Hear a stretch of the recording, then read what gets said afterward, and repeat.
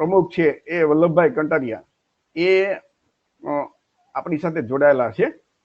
એમને વિનંતી કરી કે વલ્લભભાઈ, જે કાવડ યાત્રા વિશે આપણા કોળી સમાજને તમે એક કોળી સમાજ છે, ઓબીસી સમાજ છે, એસટી સમાજ છે, એને તમે શું સંદેશ આપવા માંગો છો? નમો બુદ્ધાય ચિમનભાઈ, જય કોળી સમાજ. આ જે કાવડ યાત્રા છે જે એ યુપી બિહારમાં જે થાય એ કદાચ બરોબર છે. જોકે એમાં દાદા ભાગના તો એસસી એસટી ઓબીસી ના જ લોકો હોય છે કે પોતાના ધંધા રોજગાર અભ્યાસ છોડી અને એમાં જતા હોય છે. ઈ જે ગંગા નદીમાંથી પાણી લઈ અને એના જે કઈ ગામના કે શહેરના શિવાલયો હોય ત્યાં જળાભિષેક કરતા હોય, એવું યુપી બિહાર ને દિલ્હી સિવાય બીજા કોઈ ભારતમાં કોઈ જગ્યાએ, જે આપણે ગુજરાતમાં નવું નવું ચાલુ થયું છે, ચિમનભાઈએ વાત કરી એમ કે ભાવનગરમાં 2 વર્ષથી ચાલુ થયું છે, જેને કાવડ યાત્રાને આપણા સમાજ સાથે કોઈ લેવા દેવા નથી. તો એક કોળી સમાજના ગુજરાતના પ્રમુખ તરીકે ખાસ કરીને આવી યાત્રાઓમાં આપણો બહમત કોળી સમાજ જોડાતો હોય છે. ભૂતકાળમાં આપણે અનેક યાત્રાઓના દ્રષ્ટાંતો લઈ લ્યો કે જ્યાં માત્ર ને માત્ર આપણા સમાજના ઉપયોગ કરતા હોય છે, પોતાના રાજકીય અને આર્થિક રોટલાની દ્વારા શેકતા હોય છે. તો કોળી સમાજના યુવાનોને હું નમ્ર વિનંતી કરું કે આવી કોઈ યાત્રામાં આપણે જોડાવવું નહીં જોઈએ. એ ધાર્મિકતાના નામે આપણા બાળકોને ડાયવર્ટ કરતા હોય છે. આપણે આવી રથયાત્રાઓમાં કે કાવડ યાત્રાઓમાં જોડાય, આપણા ધંધા રોજગાર આર્થિક નુકસાન કરીએ. જો યુવાનો હોય કોઈ પરીક્ષાની તૈયારી કરતા હોય કે અભ્યાસ પાડી અને આમાં જોડાતા હોય તો એ પોતાના પગ ઉપર કુવાડા મારી રહ્યા છે.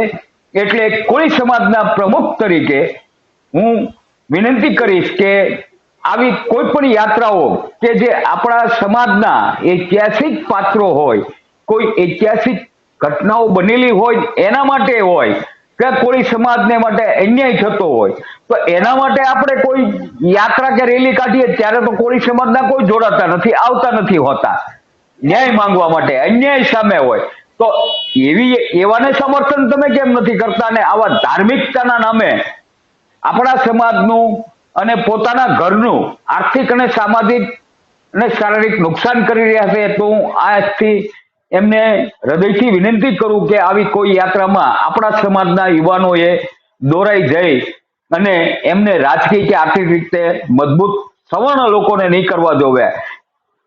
મુરબી ચિમલભાઈએ વાત કરી એમ કે કોઈ સવર્ણોના દીકરામાં કોઈ જોડાતા નથી. એક ચિમનભાઈ, આપણે તો અહીંયા એ પણ રિવાજ છે કે મરણ, આપણા કોઈ ઘરમાં મરણ થઈ ગયું તો એમની વિધિ બધી થઈ ગયા પછી 1 વર્ષ સુધી એમના અસ્થિ આપણા ઘરમાં રાખીએ છીએ અને વર્ષે ભાદરવી અમાસને દી ઘરે બ્રાહ્મણ દ્વારા વિધિ કરાવીએ, ફૂલને અસ્થિને માથે મુંડન કરાવીને હાલતા પગપાળા ખંભે એ અસ્થિ લઈને જાય છે. આ અસ્થિ માત્ર ને માત્ર એસસી એસટી ઓબીસી ના લોકો જ જાય છે લઈને. મેં એક પણ બ્રાહ્મણને ક્યારેય જોયા નથી કે જૈન લોકોને આ વસ્તુ લઈને કે ક્ષત્રિય સમાજના કોઈને આ અસ્થિ લઈને જતા નથી જોયા. અરે 12 મહિના તમે ગમે ત્યારે સારો વાર જોઈ અને પોતાનું વાહન લઈને અસ્થિ પધરાવી દો, 2-3 કલાકમાં તમે ફ્રી થઈ જાઓ. એના માટે 24 કલાક 48 કલાક પાડવાની, તમારા ધંધા રોજગાર પાડવાની કે અભ્યાસના ભોગે આ વસ્તુ કરવાની કોઈ જરૂર નથી. તમારા જે જીવતા આપણા છે વડીલો, એમને તમે જીવતા એમની જેટલી સેવા થાય એટલી કરો. જે આપણી જે ધાર્મિક આસ્થાઓ સાથે જોડે એની સાથે અમને કોઈ વાંધો નથી, પણ જે અંધશ્રદ્ધા છે હાલીને જવાની, શારીરિક માનસિક અને આર્થિક જે નુકસાન આપણે વેઠી રહ્યા છીએ એમાંથી બહાર નીકળી વૈજ્ઞાનિક અભિગમ અપનાવવો જોઈએ. એક પણ બ્રાહ્મણને ક્યારેય પગપાળા મેં જાતા મારી લાઈફમાં 54 વર્ષ થયા છે મારા, પણ મેં જોયા નથી ક્યારેય. કોઈ જૈનને ને પિતૃતર્પણ કરતા પણ નથી જોયા. તો આપણા ને કેમ આપણા વડવાઓ નડે છે? નડવો હોય તો જે આપણું જે અહિત કરતા હોય, આપણા પરિવારનું, આપણા કુટુંબનું, આપણા સમાજનું અહિત કરતા હોય તો આપણા પિતૃ એને જઈને નડવા જોવે કે ભાઈ તું આપણને સપનામાં આવીને કહેવા જોઈએ કે આ તારો છોકરો યાત્રામાં જાય છે એને ન જવા દેતો, એને તું ભણવામાં ધ્યાન દેવડાવ, એને પરીક્ષામાં સફળતા મળે એ માટેનું માર્ગદર્શન આપણા પિતૃએ કરવું જોઈએ, જો આવું માનતા હોય તો. પણ એ નથી કરતા, એટલે કોઈ ધાર્મિક અંધશ્રદ્ધામાં નહીં આવી વૈજ્ઞાનિક અભિગમ અપનાવે એવી એક કોળી સમાજના પ્રમુખ તરીકે મારી કોળી સમાજના યુવાનોને નમ્ર વિનંતી છે. આપણે વધુમાં વધુ ઉચ્ચ અભ્યાસ કરો, સારામાં સારી પોસ્ટ ઉપર બાબા સાહેબે આપેલા અનામતનો લાભ લઈ અને નોકરી કરો, અને બાબા સાહેબનો અહેસાન એકવાર એને વાંચો અને એના અહેસાન રામે તમારી નજર સામે રાખો તો કોળી સમાજનો ચોક્કસ સારો એક વિકાસ થશે એવી આશા સાથે આપ સૌને ફરી હાથ જોડી નમ્ર વિનંતી યુવાનોને. આભાર ચિમનભાઈ. ખૂબ ખૂબ આભાર ચિમનભાઈ, આપે જે વાત કરી, હિરેનભાઈએ વાત કરી કે કોઈ પણ વસ્તુમાંથી આપણને સામાજિક, આર્થિક અને વ્યક્તિગત શું લાભ થાય છે એ તર્ક કરવો. કાળુભાઈએ કીધું એમ કે શિક્ષણ યાત્રા કાઢો, આપણા હક અધિકાર ક્યાં કોણ ખાય છે એની જાણકારી મેળવીએ, મંડળ કમિશન યાત્રા કાઢીએ, આવી જે યાત્રાઓ કાઢો અને એની હારે બહુમત કોળી સમાજ ગુજરાતમાં છે. ખાલી એક જ વાર આપણા હક અધિકારની જાગૃતતા માટે મંડળ યાત્રા કાઢો અને આખા દેશની અંદર ડંકો વાગશે. કોળી સમાજના ઘરે ઘરે યુવાનો નોકરી કરતા થશે.